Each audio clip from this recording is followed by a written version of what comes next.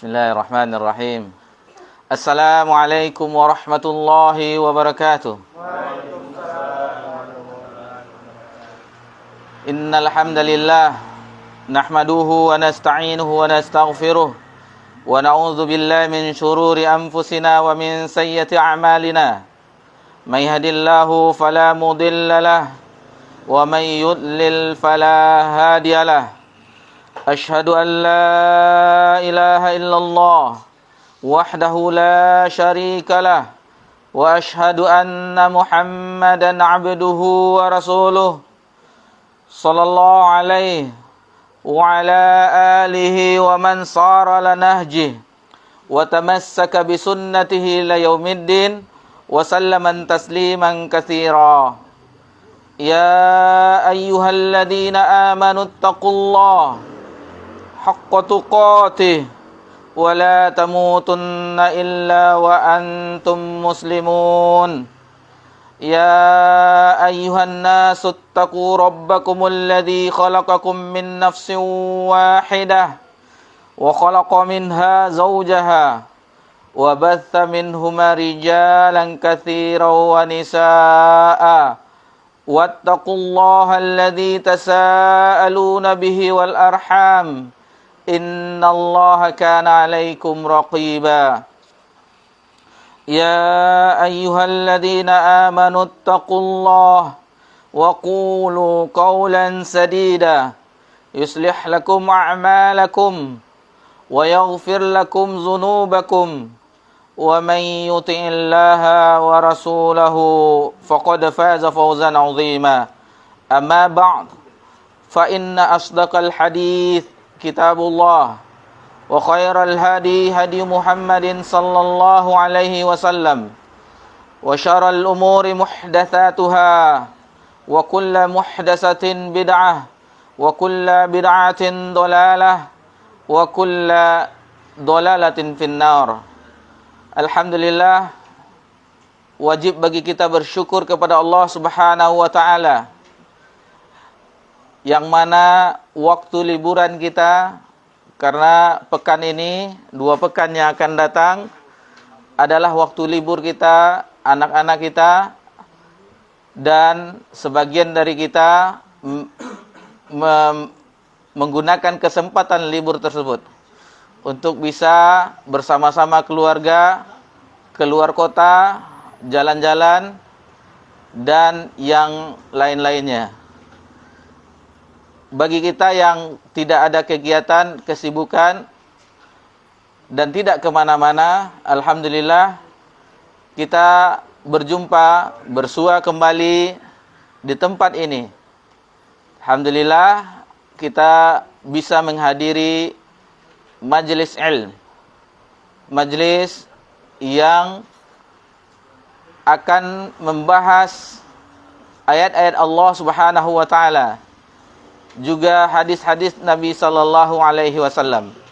Dan ini adalah sebaik-baik waktu di mana sebagian saudara-saudari kita setelah mereka melakukan solat fardu maghrib berjamaah, mereka kembali ke rumahnya.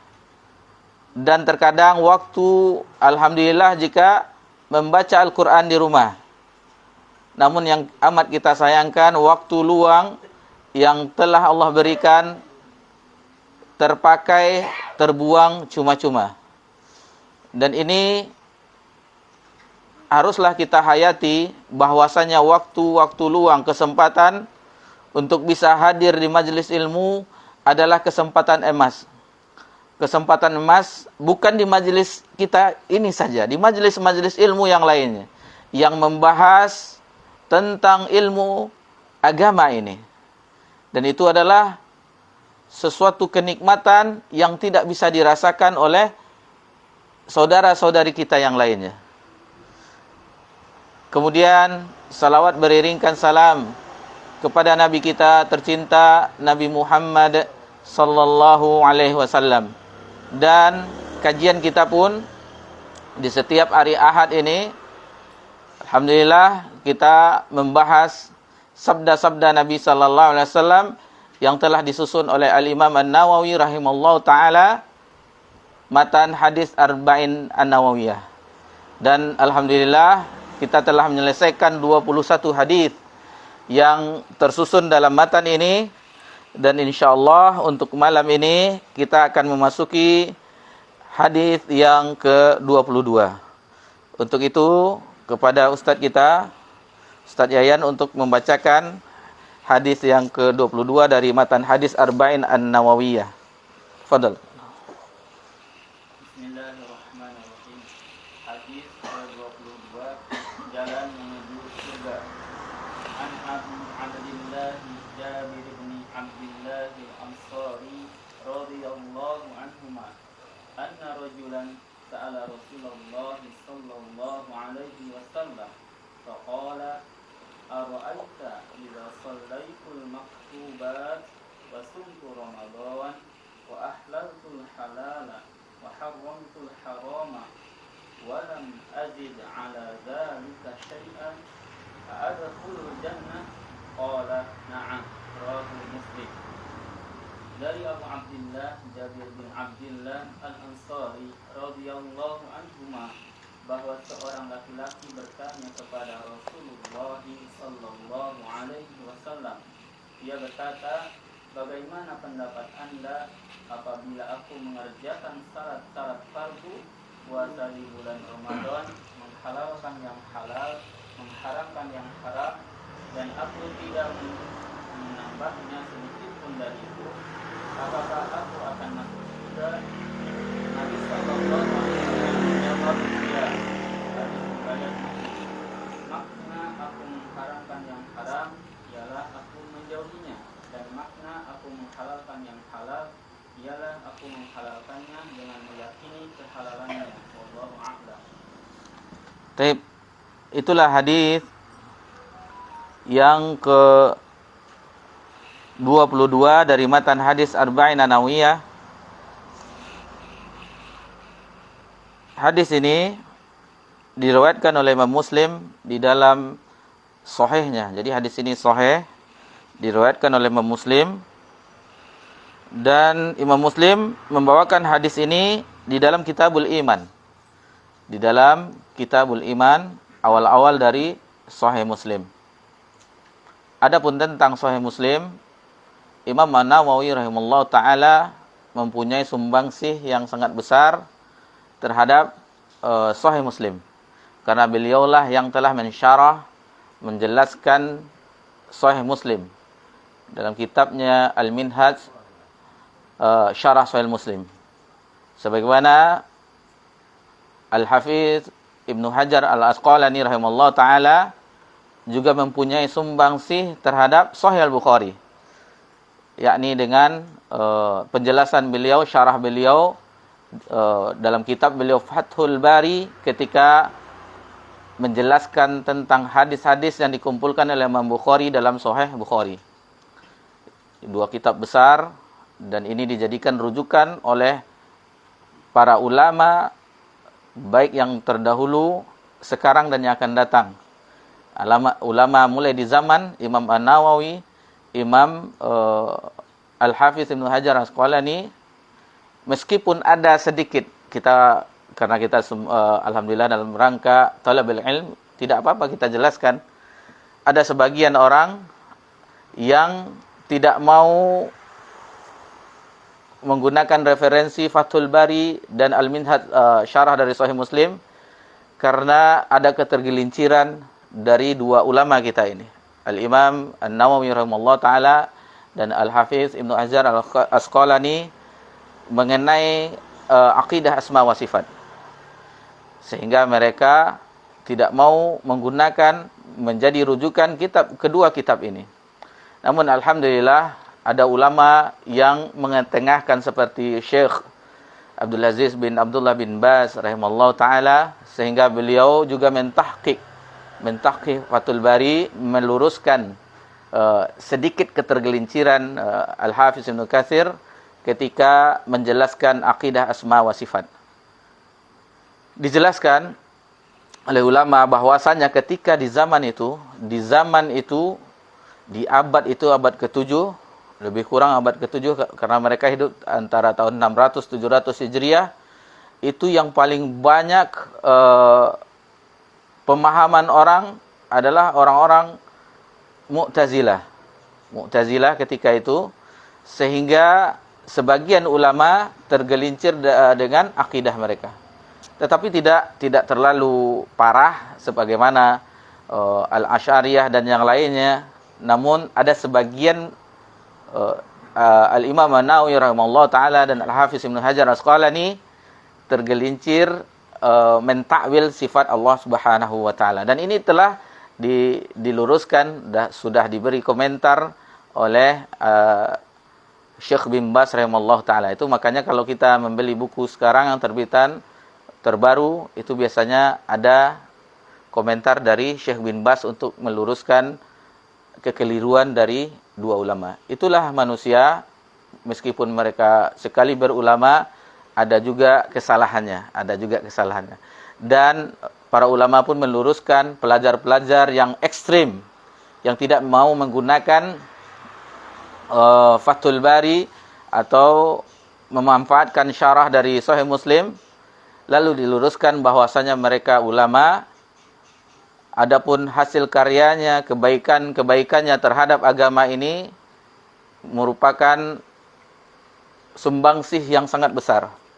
Adapun ketergelincirannya sedikit, mereka kebaikannya ibarat samudra.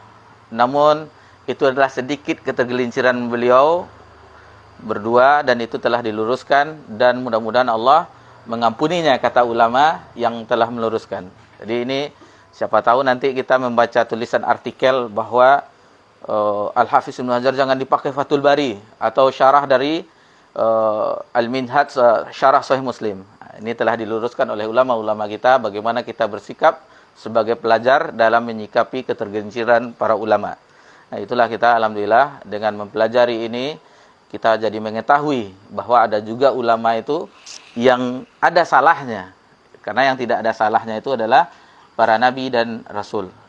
Dan sahabat pun ada juga salahnya, akan tetapi kebaikannya, pengorbanannya itu bisa menghapuskan kesalahan-kesalahan. Dan jika mereka pun berbuat salah, mereka pun cepat kembali kepada Allah Subhanahu wa taala dengan bertobat, banyak-banyak melakukan kebaikan-kebaikan, sehingga apapun dari keburukan mereka, ketergelinciran mereka, insya-Allah akan terhapusi dengan perbuatan-perbuatan baik mereka.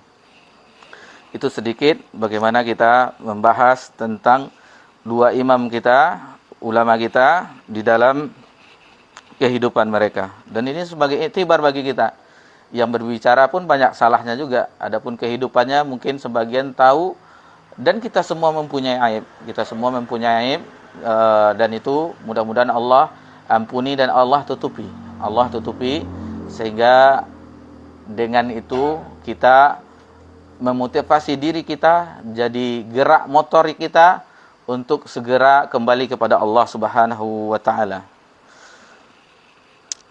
Ma'asyiral muslimin rahimani wa rahimakumullah. Hadis yang ke-22 sebagaimana judulnya disebutkan tadi dan di pengumuman kajian kita, Jalan Menuju Surga. Jalan Menuju Surga. Judul yang sangat luar biasa. Judul yang sangat agung. Judul yang seandainya kita mengetahui dan ingin sekali untuk menuju tujuan tersebut, maka kita akan berusaha untuk mengetahuinya. Apa saja jalan untuk menuju surga tersebut. Ini salah satunya, bukan semuanya disebutkan. Namun ini sebagaimana kita jelaskan bahwa hadis Arba'in An-Nawawiyah ini mencakup hadis-hadis yang singkat, padat, dan ini mewakili walaupun cuma sekitar 40 hadis atau 42 hadis, ini mewakili secara umum tentang ajaran agama Islam. Secara umum, bukan secara yang terlalu detailnya, tidak. Pokok-pokok dasarnya, usul-usulnya, alhamdulillah Imam An-Nawawi mencantumkan di matan hadis Arba'in. Dan ini adalah metode ulama terdahulu dan metode-metode ringkas apabila seseorang mempelajari hadis-hadis Nabi sallallahu alaihi wasallam, baik itu di lembaga-lembaga, pondok pesantren, sekolah-sekolah, kampus, maka mereka memulai dengan hadis Arba'in Nawawiyah. Iya. Di Mahat ya kan, mulai dengan hadis ini. Jadi ini bukan kitab yang kita saja menggunakan, seluruh dunia orang kaum muslimin menggunakan matan ini. Dan kita telah sebutkan bahwasanya di Eropa ini sedang banyak dipelajari oleh orang kaum muslimin di Eropa hadis Arba'in An-Nawawiyah ini. Baik. Ikhwani fid din, a'azakumullah. Hadis ini berasal dari, disebutkan di sini oleh Imam An-Nawawi, kunyahnya Abu Abdillah, Jabir bin Abdillah. Kunyahnya Abu Abdillah dan ayahnya pun bernama Abdullah Al-Ansari radhiyallahu anhu. Dia adalah sahabat dari Ansar. Beliau termasuk ketika masuk Islam, termasuk awal-awal juga bagi penduduk Ansar. Karena beliau telah Islam sebelum Nabi hijrah ke Madinah. Ketika peristiwa Bai'atul Aqabah yang kedua. Jadi Bai'atul Aqabah ada 2 kali, yang pertama dan yang kedua. Dan yang kedua ini, sahabat ini waktu itu masih muda, bahkan masih kanak-kanak. Masih kecil, telah memeluk agama Islam. Jabir bin Abdullah telah Islam di masa kanak-kanaknya. Beliau berasal dari Ansar, penduduk Madinah, sukunya Khazraj, Al-Khazraji. Jadi 2 suku besar, Aus dan Khazraj, beliau dari Khazraj. Dan kedekatannya dengan Nabi sallallahu alaihi wasallam, di setiap saat beliau berusaha mendampingi Nabi sallallahu alaihi wasallam, Jabir, dan saking dekatnya dengan Nabi sallallahu alaihi wasallam, beliau juga termasuk sahabat yang banyak meriwayatkan hadis Nabi sallallahu alaihi wasallam, juga termasuk sahabat yang banyak meriwayatkan hadis. Kita mengetahui di antaranya yang paling banyak Abu Hurairah, Ibnu Umar, Anas bin Malik, termasuk Jabir bin Abdullah, Abdullah bin Amr bin As, dan Ummul Mukminin Aisyah radhiyallahu anha. Itu sahabat yang paling banyak meriwayatkan hadis dari Nabi sallallahu alaihi wasallam. Itu bukti kedekatan Jabir bin Abdullah dengan Rasulullah SAW. Adapun dalam peperangan Jabir bin Abdullah cuma 2 peperangan yang tidak diikutinya. 2 peperangan yang tidak beliau ikuti, yaitu perang Badar dan perang Uhud. Itu karena 2 peperangan itu ayahnya Abdullah masih hidup. Abdullah bin Amru masih hidup. Jadi ketika itu beliau ditugaskan oleh ayahnya untuk menjaga adik-adiknya. Adik-adiknya perempuan banyak, jadi dilarang oleh ayahnya untuk ikut perang agar menjaga adik-adiknya. Dan beliau pun, ayahnya berpesan bahwasanya ketika peristiwa perang Uhud sudah ada tanda-tanda wafatnya sebagai syahid, dan dia mengatakan kepada Jabir bahwa jagalah adik-adikmu, karena tidaklah terbenam matahari melainkan aku telah menjadi orang yang pertama yang jadi syuhada. Sudah keinginannya menjadi orang yang pertama menjadi syahid di perang Uhud. Memang niatnya itu karena innamal a'malu binniyat, niatnya tersebut memang Abdullah lah, ayah dari Jabir ini yang pertama kali sebagai syahid di peristiwa perang Uhud. Adapun karomah dari ayahnya tentang jasadnya yang masih utuh. Waktu 6 bulan setelah terjadi pemakaman, karena waktu pemakaman dikumpul. Jadi satu liang lahat itu ada beberapa jenazah, 1, 2, atau lebih dari 1. Namun Jabir ingin memindahkan jasad ayahnya. Setelah 6 bulan digali lagi, masih utuh. Masih utuh jasadnya, seperti biasa. Dan itulah mereka orang-orang kelebihan dari jasad-jasad orang yang syahid, orang syuhada. Dan pernah juga terjadi di masa setelah di khalifah apa kita lupa, pernah juga terjadi penggalian terhadap pemakaman di Uhud itu pernah nampak kaki yang masih utuh, padahal sudah puluhan atau ratusan tahun. Jenazah mereka tidak dimakan oleh tanah, tidak dimakan oleh cacing-cacing yang berada di tanah. Dan begitu juga orang-orang soleh, orang-orang mati syahid. Begitu juga dengan Nabi dan Rasul. Nabi dan Rasul itu jasadnya Allah haramkan bumi untuk memakan jasad para Nabi dan para Rasul. Adapun kegigihan beliau, Jabir bin Abdullah, dan ini apabila kita membaca buku-buku panduan dalam menuntut ilmu agama, maka kisahnya Jabir ini selalu dicantumkan. Alhamdulillah kita telah membaca beberapa Ihya'u Thalabil Ilm, menuntut ilmu jalan menuju surga, ada dibawakan tentang contoh semangatnya orang-orang terdahulu dalam menuntut ilmu agama, dalam belajar agama, di antaranya Jabir. Satu hadis melakukan perjalanan berbulan-bulan ke Syam ketika itu, bahwasanya orang yang meriwayatkan hadis itu masih hidup di Syam, daerah Syam. Maka Jabir tidak berpikir panjang, langsung menuju sahabat tersebut. Kalau tidak salah Abdullah bin Unais yang meriwayatkan hadis itu. Setelah ditemui, maka dikatakan, saya khawatir, kata Jabir bin Abdullah, kalau tidak engkau yang wafat dahuluan, saya yang wafat duluan.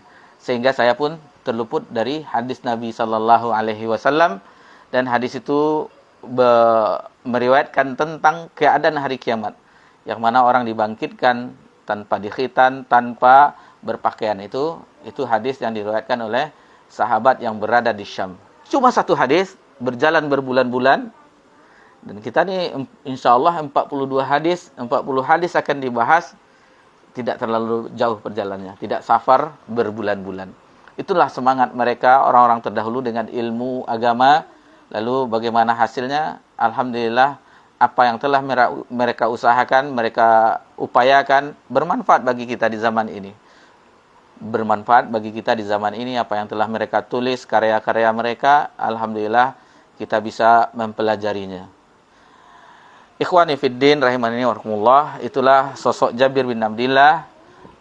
Dan kalau di Kitabun Nikah ada juga riwayat dari Jabir. Kalau kita baca, kalau tidak pernah salah nih, bahwasanya, karena telah lama juga, tahun 2000 berapa kita baca panduan nikah itu. Ini mungkin ada yang membaca panduan nikah sekarang, kita udah lama. Kalau tidak salah, tentang Jabir ini ketika dia telah menikah. Lalu ditanya oleh Rasulullah SAW, apakah engkau telah menikah? Sudah. Bagaimana? Janda apa gadis? Jabir menjawab ketika itu, dia menikahi seorang janda. Kenapa tidak dengan gadis? Kan dengan gadis bisa bercumbu, bisa ini, kata Rasulullah SAW. Ya Rasulullah, sesungguhnya saya memiliki adik-adik perempuan yang banyak. Adik-adik perempuan yang banyak.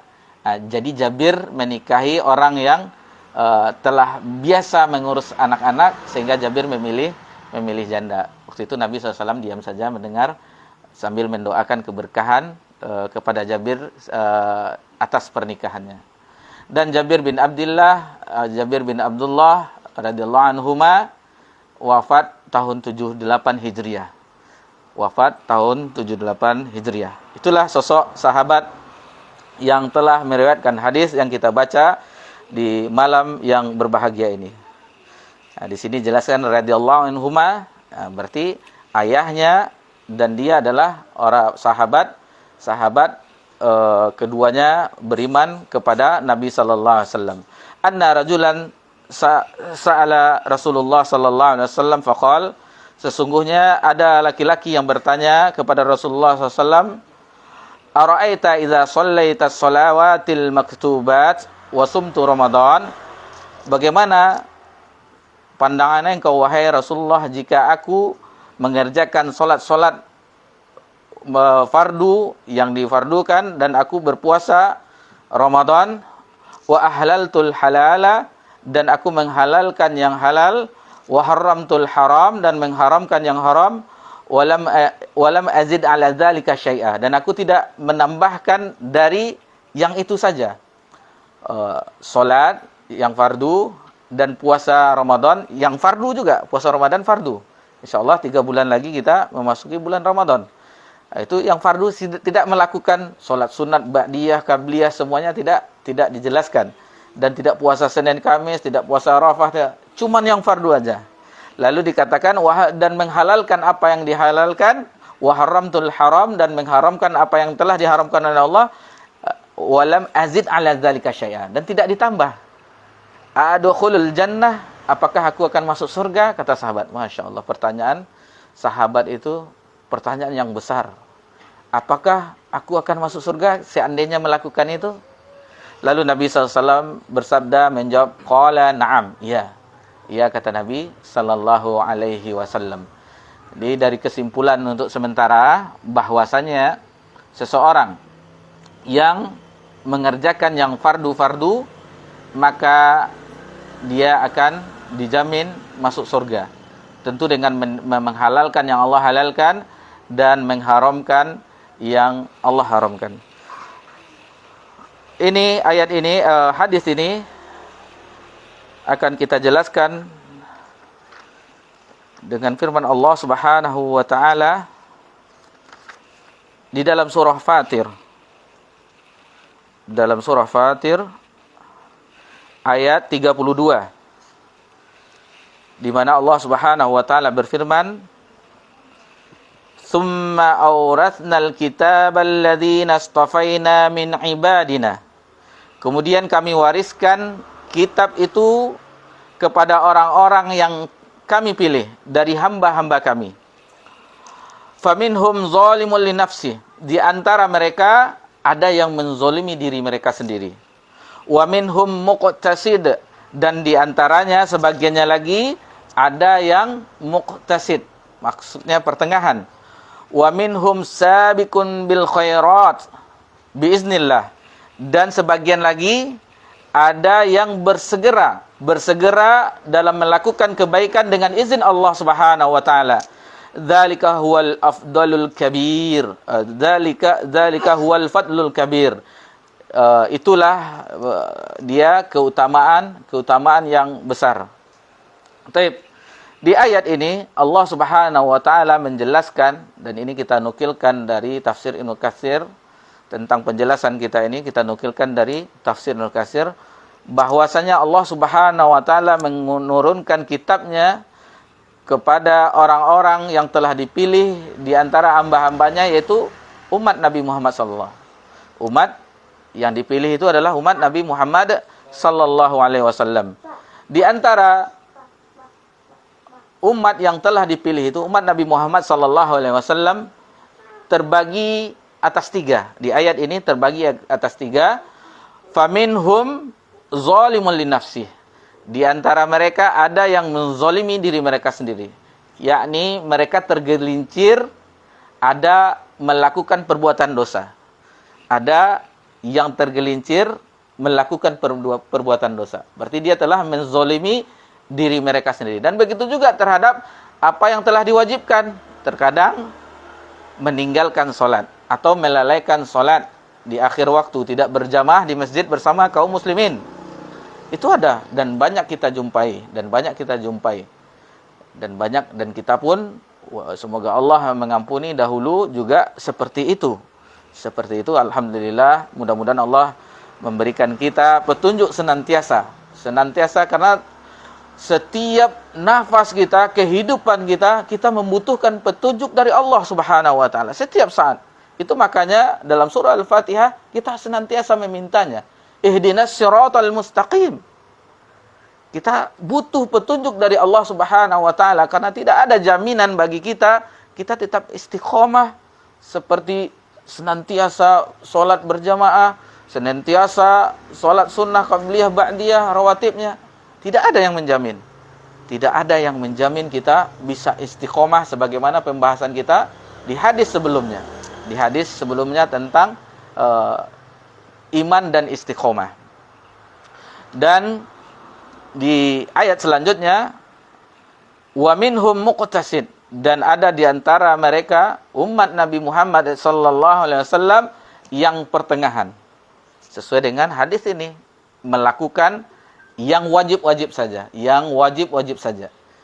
Sesuai dengan hadis yang kita pelajari di malam hari ini, hadis yang ke-22 dari Jabir bin Abdullah yang diriwayatkan oleh Muslim, bahwa dia tidak menambah mengerjakan yang wajib-wajib saja. Jadi jangan pula kita sudah terbiasa ba'diyah atau puasa sunat, salat sunat. Ini pelajaran 22 hadis 22 cukup yang wajib-wajib saja masuk surga kita. Tidak seperti itu. Sama juga orang yang belajar tauhid, orang belajar keutamaan tauhid sebagaimana hadis yang diriwayatkan oleh lupa kita siapa. Pokoknya hadis awal-awal di bab yang pertama, ketika Nabi Muaz bin Jabal, ya Rasulullah, ya Muaz. Pertama Rasulullah yang bertanya kepada Muaz, apakah engkau mengetahui atadri ma haqqullah 'alal ibad, hak Allah terhadap hambanya dan hak hamba terhadap Allah? Dijawab oleh Muaz, Allahu wa rasuluhu a'lam. Allah dan Rasulnya yang lebih mengetahui. Maka dijelaskan oleh Nabi SAW, hak Allah itu terhadap hambanya, bahwa Allah itu harus ditauhidkan dan tidak boleh disekutukan dengan sesuatu apapun. Ini alhamdulillah kita telah selesaikan al-usulul salasah tentang tauhid dan kesyirikan. Pokok dari dakwah para nabi dan rasul yaitu mentauhidkan Allah Subhanahu wa taala. Seluruh ibadah hanya untuk Allah Subhanahu wa taala tanpa ada kesyirikan sedikit pun. Walaupun semolekul yang paling kecil, debu, molekul, partikel yang tidak boleh ada kesyirikan. Itu hak Allah terhadap hambanya. Dan jika ada seperti riya, maka Allah tidak akan memberikan ganjaran, akan tetapi dia mendapatkan apa yang dia niatkan. Seperti dia ingin dipuji, disanjung, maka dia mendapatkannya di dunia. Adapun di akhirat kelak, tidak ada mendapat balasan sama sekali. Dan ini kita perbaiki terus niat kita agar lurus dan meminta kepada Allah Subhanahu wa taala agar niat ini terus senantiasa Allah luruskan, bertauhid kepadanya, ikhlas karenanya. Selanjutnya, adapun hak Allah terhadap hambanya, seseorang yang telah mentauhidkan Allah tidak berbuat syirik, maka Allah tidak akan mengazabnya. Lalu Muaz bertanya kepada Nabi SAW, Abasyahrumun nas, atau kama qala Rasulullah SAW, apakah berita gembira ini saya beritahukan kepada manusia? Kata Nabi, jangan. Nanti orang akan malas beribadah, cuman bermodalkan tauhid itu saja, tidak mau beribadah. Namun di akhir hayatnya Muaz ketika mau wafat, menjelang wafatnya menyampaikan hadis ini karena tidak boleh menyembunyikan ilmu. Jadi adapun keutamaannya ya seperti ini. Adapun keutamaan yang wajib, yang amalan wajib jalan menuju surga, begitu juga tauhid. Yang penting kan tidak berbuat syirik. Allah akan masukkan kita. Kalimat la ilaha illallah itu kunci surga. Cuman berpegang dengan itu tanpa beribadah, ini salah juga. Seperti kita mempelajari hadis ini, bahwasanya seseorang yang hanya mengamalkan yang wajib saja, maka Allah akan memasukkannya ke dalam surga sebagaimana sabda Nabi SAW. Namun usahakan tingkatan yang ketiga di dalam ayat ini, apa itu? Wa minhum sabiqum bil khairati biiznillah. Dan sebagian dari umat Nabi SAW itu ada yang bersegera menuju kebaikan dengan izin Allah Subhanahu wa taala. Dzalika huwal fadlul kabir. Dan di bawahnya ini banyak dijelaskan, lumayan panjang penafsiran dari Al-Hafiz Ibnu Katsir tentang ayat ini. Mudah-mudahan di antara kita nanti ada bisa melihat, ada tafsir Pak Ta ada di rumahnya kayaknya. Tafsir Ibnu Katsir ada ya. Nanti dilihat lumayan panjang, tapi yang itu lubabu tafsir. Ringkasan. Kalau tafsir Al-Qur'an Al-Azim itu dia menukilkan terkadang ada riwayat Israiliyat, hadis-hadis dhaif. Adapun lubabu tafsir yang diterjemahkan oleh pustaka Imam Syafi'i itu adalah lubabu tafsir. Ringkasan dari tafsir Ibnu Katsir yang membawa riwayat-riwayat sahih saja. Di antara dijelaskan itu yaitu ketika Ummul Mukminin Aisyah radhiyallahu anha menjelaskan kepada generasi setelahnya, tabi'in, dan yang paling biasa mengambil ilmu dari generasi tabi'in itu adalah ponakannya sendiri, yaitu Urwah Urwah bin Zubair itu biasa hadir ke rumah bibinya. Jadi dia anak dari Asma. Urwah bin Zubair sering belajar kepada bibinya, kepada Ummul Mukminin Aisyah radhiyallahu anha. Dan ketika menjelaskan ini, maka Aisyah radhiyallahu anha menjelaskan bahwa umat Nabi Muhammad itu terbagi 3. Yang pertama, Nabi SAW dan orang yang terdahulu yang juga telah mendahului kita. Ya, siapa? Abu Bakar, Umar, dan yang lainnya. Itu yang golongan sabiqum bil khairat. Ummul Mukminin Aisyah radhiyallahu anha menjelaskan itu. Ada yang wa minhum muqtasid, ada yang pertengahan, yaitu para sahabat Nabi. Ummul Mukminin menjelaskan di tafsir Ibnu Katsir, yaitu para sahabat Nabi dengan keutamaan-keutamaannya. Adapun faminhum zalimun li nafsih adalah aku dan kamu semuanya, katanya. Jadi Aisyah radhiyallahu anha menganggap dirinya menzalimi diri sendiri dan orang-orang tabi'in yang belajar kepadanya. Lalu di Utbah menjelaskan, ulama dari generasi tabi'in, itulah tawaduknya Ummul Mukminin Aisyah radhiyallahu anha. Tawaduk, rendah diri. Siapa yang tidak mengetahui zaujah Nabi sallallahu alaihi wasallam, istri Nabi sallallahu alaihi wasallam, yang orang yang paling dicintainya, istri yang paling dicintainya adalah Aisyah radhiyallahu anha. Yang memiliki banyak kelebihan adalah Aisyah radhiyallahu anha. Bahkan Nabi mengatakan bahwa dia mempunyai keutamaan seperti makanan sarit dibandingkan makanan yang lainnya, makanan yang disuka oleh Nabi sallallahu alaihi wasallam yang lezat. Seperti itu perumpamaan Ummul Mukminin radhiyallahu anha. Namun ketawaduannya mengatakan bahwa beliau radhiyallahu anha orang yang menzolimi dirinya sendiri, golongannya. Ini ketawaduan yang memang begitu. Istri Nabi, zaujatin Nabi sallallahu alaihi wasallam, istri Nabi sallallahu alaihi wasallam, Ummul Mukminin, ibunda orang-orang beriman. Adapun Abdullah bin Abbas radhiyallahu anhuma menjelaskan tentang ayat ini, bahwasanya di antara umat ini ada yang masuk surga tanpa dihisab. Masuk surga tanpa dihisab, yaitu orang yang sabiqum bil khairat, itu memasuki surga tanpa dihisab, tanpa diazab, langsung masuk surga. Penafsiran dari Abdullah bin Abbas radhiyallahu anhu tentang ayat ini. Adapun yang kedua, muqtasid, pertengahan, yaitu orang yang masuk surga dengan rahmat Allah Subhanahu wa taala. Dengan rahmat, karena ini adalah kasih sayang Allah Subhanahu wa taala kepada umat Nabi Muhammad sallallahu alaihi wasallam yang mengerjakan yang wajib-wajib, menghalalkan yang Allah halalkan dan mengharamkan yang Allah haramkan, maka dia masuk surga. Dan ini adalah rahmat dari kasih sayang dari Allah Subhanahu wa taala.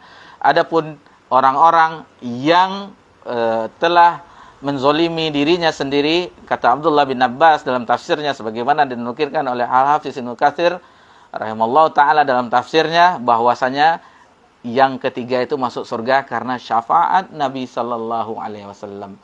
Syafaat dari Nabi kita tercinta, karena Nabi sallallahu alaihi wasallam itu adalah orang yang kasih sayang terhadap umatnya. Kasih sayang terhadap umatnya, bagaimana umatnya ini agar tidak diazab oleh Allah Subhanahu wa taala. Dan salah satu syafaat Nabi SAW adalah yang orang yang menzolimi dirinya sendiri, maka dengan syafaatnya Allah masukkan, dengan izin Allah Subhanahu wa taala tentunya, maka Allah masukkan ke dalam surga.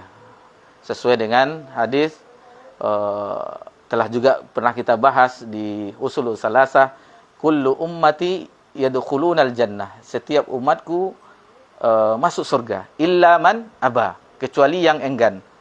Ditanya oleh sahabat, siapa yang enggan ya Rasulullah? Lalu Nabi SAW menjelaskan, man ata'ani, barang siapa yang taat kepadaku, taat kepada perintah Nabi SAW, meninggalkan larangan Nabi SAW, maka dia masuk surga.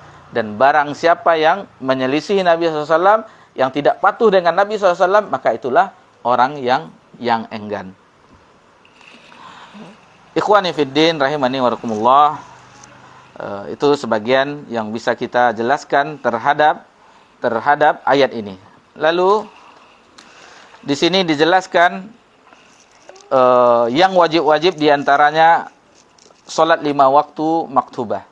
solat 5 waktu maktubah, dan ini pernah juga kita singgung tentang keutamaan solat di hadis yang kedua, hadis Jibril, ketika Jibril datang kepada Nabi sallallahu alaihi wasallam lalu menanyakan kepada Nabi sallallahu alaihi wasallam, "Ya Muhammad, akhbirni anil Islam." Yang pertama ditanya tentang Islam, yang kedua ditanya tentang iman, yang ketiga ditanya tentang ihsan. Ketika Nabi sallallahu alaihi wasallam menjawab, maka Nabi mengatakan menjawabnya dengan rukun Islam. Dan ini telah kita bahas tentang bagaimana keutamaan solat. Keutamaan solat fardu ditambah solat nawafil, solat sunat. Karena kekurangan dari solat fardu di akhirat itu akan ditambal oleh solat sunat. Akan ditambal oleh solat sunat, akan dipenuhi oleh solat sunat. Karena tidak semua kita mendapatkan pahala penuh ketika solat itu. Tidak semua kita mendapatkan solat. Karena solat itu harus hadir hati, harus dengan khusyuk. Dan kita sering juga menjelaskan bahwa setiap orang berbeda-beda pahala. Ada yang mendapatkan separuh, ada yang mendapatkan seperempat, ada yang seperempat, dan bahkan tidak mendapatkan sama sekali. Cuma mendapatkan letihnya berpindahan, gerakan sujud, rukuk, dan segala macamnya. Karena ibadah yang dikerjakannya bukan untuk Allah Subhanahu wa taala, agar masyarakat menganggapnya orang soleh, orang alim. Kan kalau istilah kita, orang yang sering ke masjid salat, atau pokoknya yang urusan agama disebut orang alim. Alim dia katanya. Nah, ini istilah kita di negeri kita, di daerah kita, orang yang rajin beribadah disebut orang alim. Adapun secara syar'inya orang alim adalah orang berilmu, orang yang mengetahui tentang agama Allah Subhanahu wa taala. Dan salat ini adalah yang paling penting dari amalan pokok. Saking pentingnya syariat ini, kita ulang sedikit saja. Saking pentingnya syariat ini, bukan diterima perintahnya oleh Nabi SAW di permukaan bumi. Langsung Nabi SAW terjadi peristiwa Isra Mi'raj, langsung ke Sidratul Muntaha menerima perintah salat ini.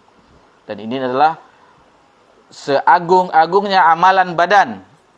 Sebagaimana tauhid dan iman, seagung-agungnya amalan hati.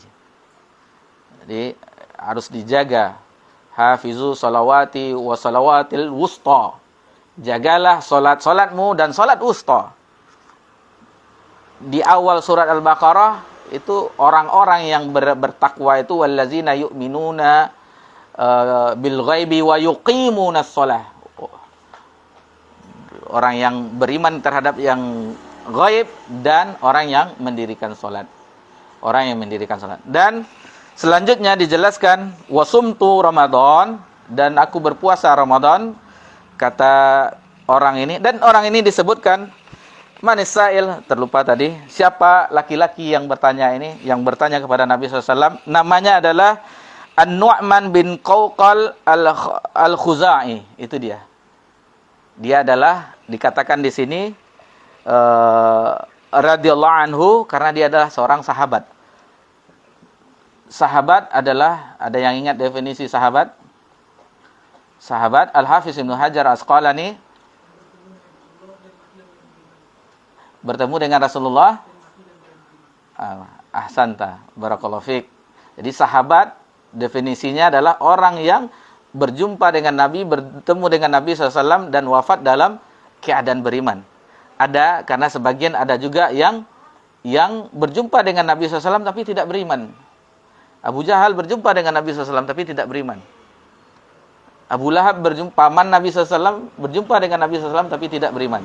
Jadi dengan syaratnya mati dalam keadaan beriman. Dan ada juga berjumpa dengan Nabi SAW bersyahadat, namun akhirnya qadarullah, akhirnya dia berpaling dari kebenaran.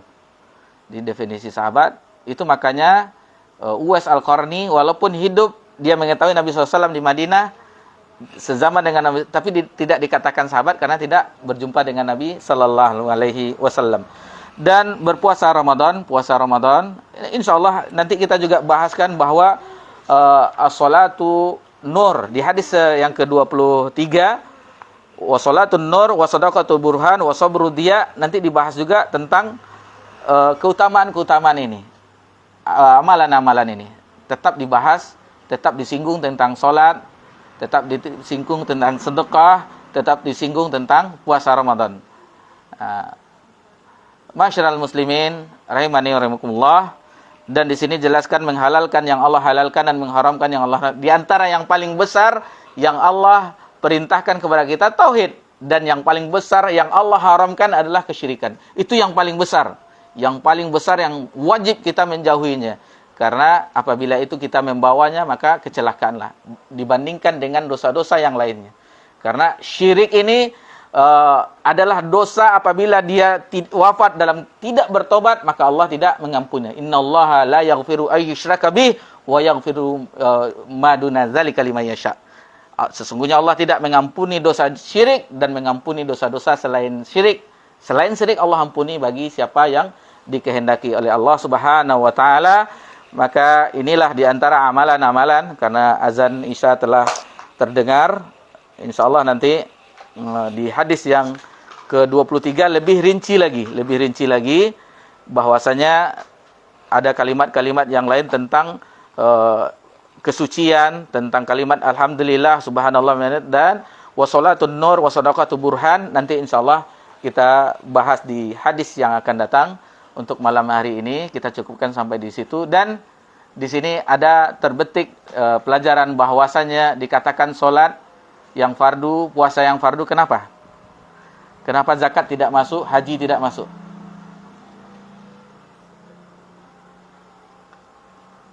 Nanti daripada terlambat kita isah bahwasanya zakat dan haji itu membutuhkan harta. Dan semuanya kita tidak, semuanya memiliki kelebihan harta. Itu salah satu pelajaran di akhir ini, mudah-mudahan bermanfaat. Itulah yang bisa kita bahas. Dan ada pun tentang kesalahan tentang pembahasan kita, itulah mohon maaf atas jika ada kekeliruan, mungkin bisa dirujuk kembali. Alhamdulillah telah banyak ustaz-ustaz kita menjelaskan tentang hadis Arba'in An-Nawawiyah ini. Subhanakallahumma bika asyhadu an la ilaha illa anta astaghfiruka wa atubu ilaik. Wassalamu ala nabi Muhammad sallallahu alaihi wasallam wa ala alihi washabihi ajma'in. Alhamdulillahirabbil alamin. Wassalamualaikum warahmatullahi wabarakatuh.